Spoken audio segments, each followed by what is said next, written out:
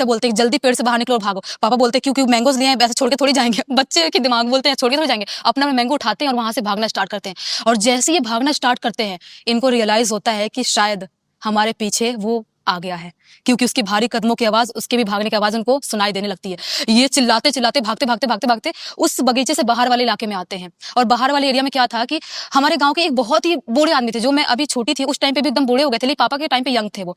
तो उनका एक छोटा सा घर बना के बगीचे से बाहर वाले रखते थे कि अपने खेत का जो ख्याल रखना है तो रखेंगे, या जो भी नीलगाय जो होती है ना उनके खेत को चर जाती है, इसलिए वहां पर वो अपना घर बना के रखते थे।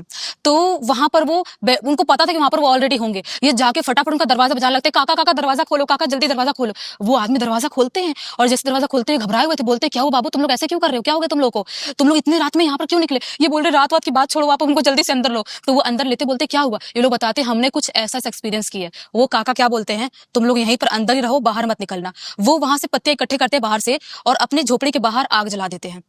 बोलते हैं कि जो भी एनर्जी होती है ना आग से जरूर डरती है, कोई भी एनर्जी हो, वो पॉजिटिव नहीं डरेगी, लेकिन नेगेटिव एनर्जी जो भी होती है वो आग से जरूर डरती है।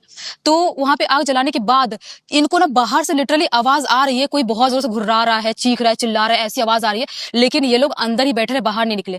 तब काका बोलते हैं पागल हो गए हो क्या तुम लोग, आधी रात के टाइम में कौन घर से बाहर निकलता है। ये बोलते कौन सी आधी रात का टाइम। बड़े पापा बोलते मैंने तो चांद देख के टाइम देखा था, लगभग 4 बजे का टाइम हो रहा था, और देखो रोशनी वाली रात है, रोशनी वाली रात में पता नहीं चलता है कितना बजे का टाइम हो रहा है। तो काका बोलते हैं 4 बजे का टाइम नहीं हो रहा है पगलो, 2:30 बजे का टाइम हो रहा है, लगभग 1:30 या 2:30 बज रहे होंगे। तो ये बोल रहे हैं क्या बात कर रहे हो आप। काका बोलते हैं कि तुम लोग यहीं पर रुको और जैसी सुबह होगी मैं तुम लोग को तुम्हारे घर पे छोड़ दूंगा। ये पूरी रात वहीं पे रहते हैं, बाहर से वैसी आवाज आ रही है, और जैसे सुबह के 5 साढ़े 5 बजे का टाइम होता है, थोड़ी सी रोशनी होती है बाहर, इनको तीनों को अपने घर पर जाके वो काका छोड़ के आते हैं और घर वालों को बताते हैं। और जैसे घर वालों को पता चलता है, बहुत डांट सुनने को मिलती है इनको।